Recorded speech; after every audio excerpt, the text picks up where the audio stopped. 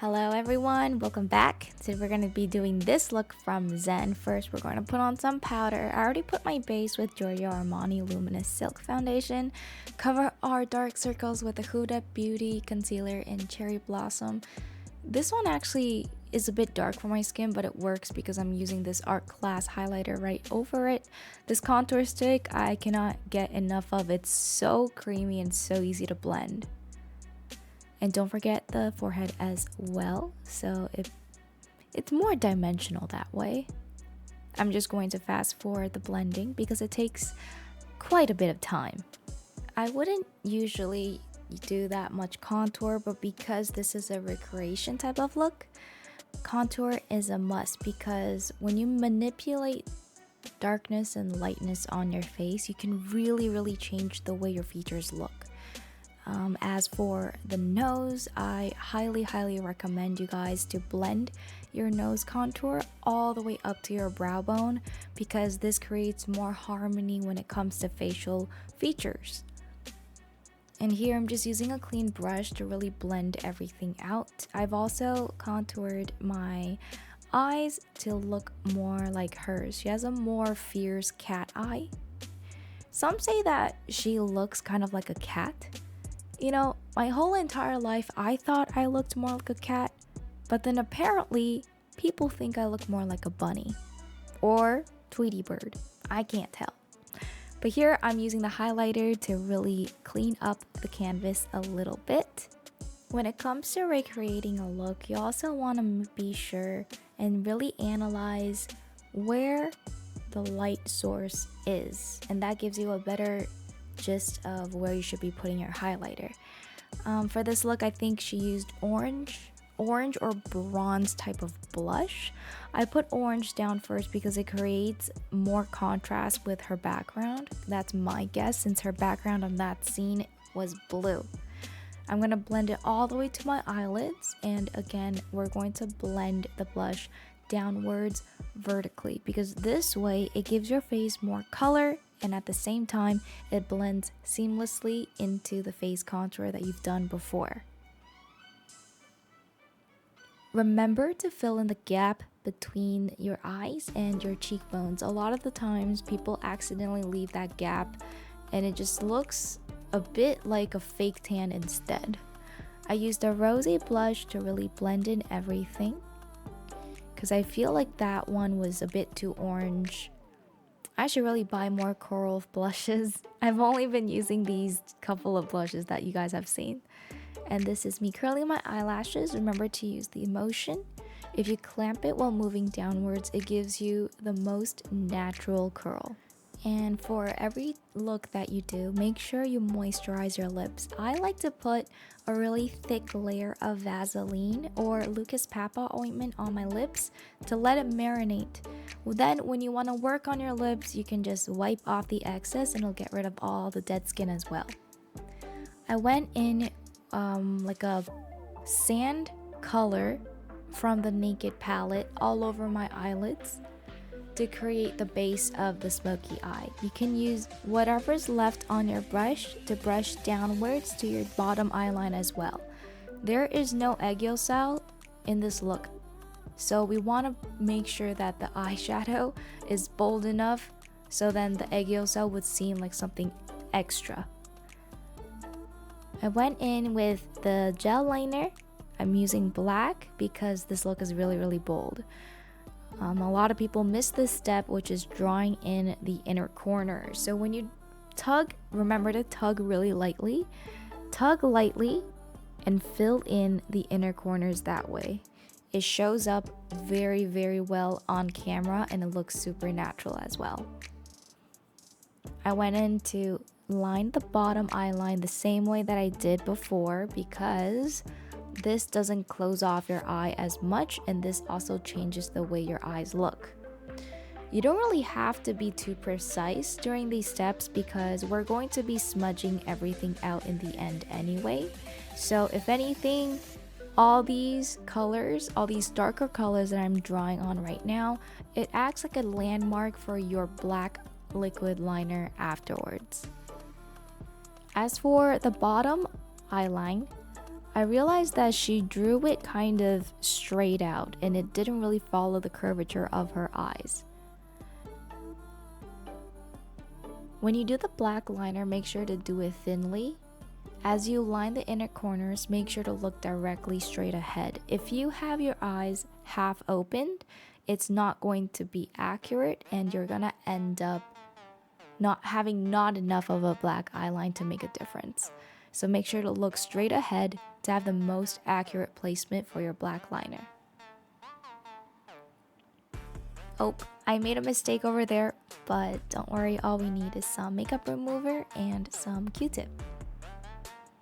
Her eyeline is usually not too accentuated. That's what I've noticed from looking at her previous looks. She never really has like a really thick eyeline unless it's the concept for a certain look.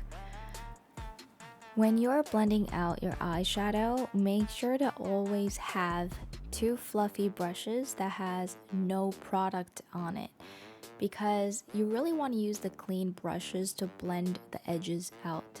You can pack on a lot of color with a dense brush, but you need a really fluffy brush to really feather out the edges to make it a little bit more seamless. I actually quite like recreating looks. Since I've been streaming on Twitch for a little bit, I do cosplays here and there when I can, and I always thought it was so therapeutic. It definitely takes practice though, and it's a lot more work than doing makeup that suits your face because you're literally manipulating your features. For this look, I really think that she did a defined inner corner to make this huge contrast between the white part of her eyes and her black liner.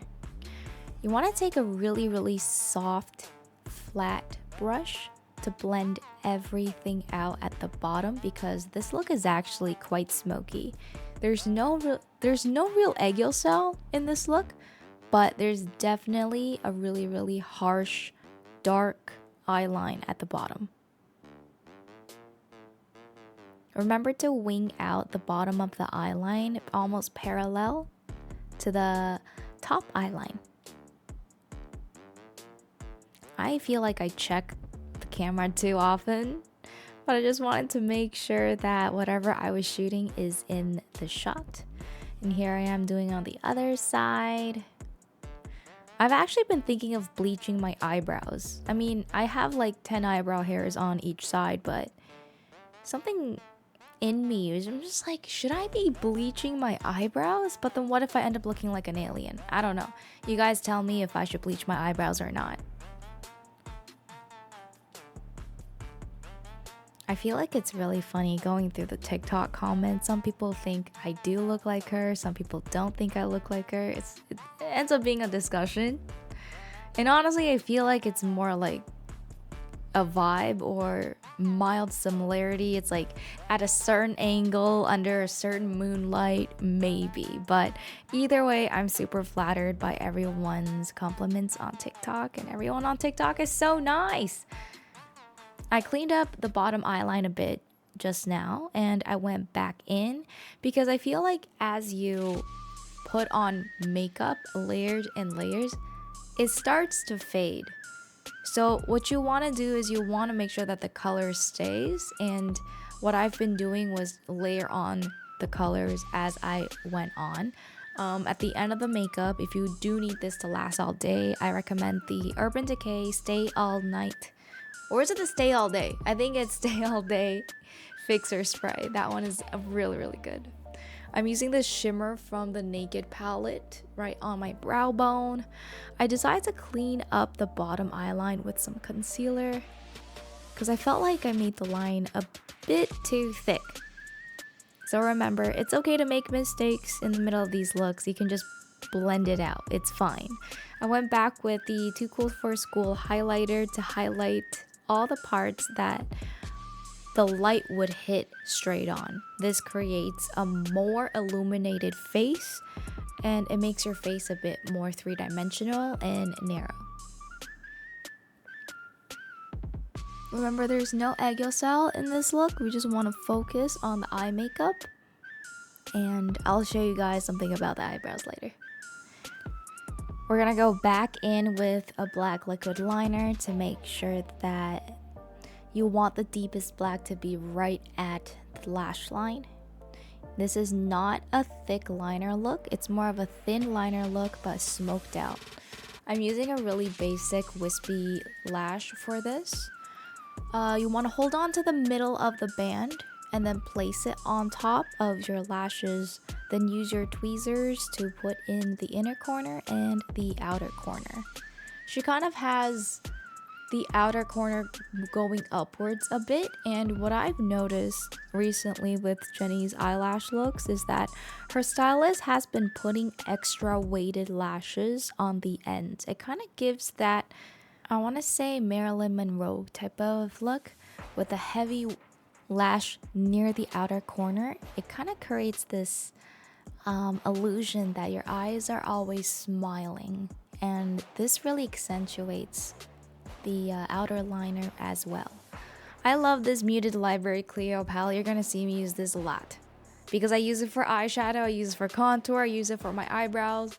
As for eyebrows, you want to go in with a really light color. Lately in K-pop, I have not seen anyone with bold eyebrows, and this part is basically just me trying to shape my eyebrows to look more like hers.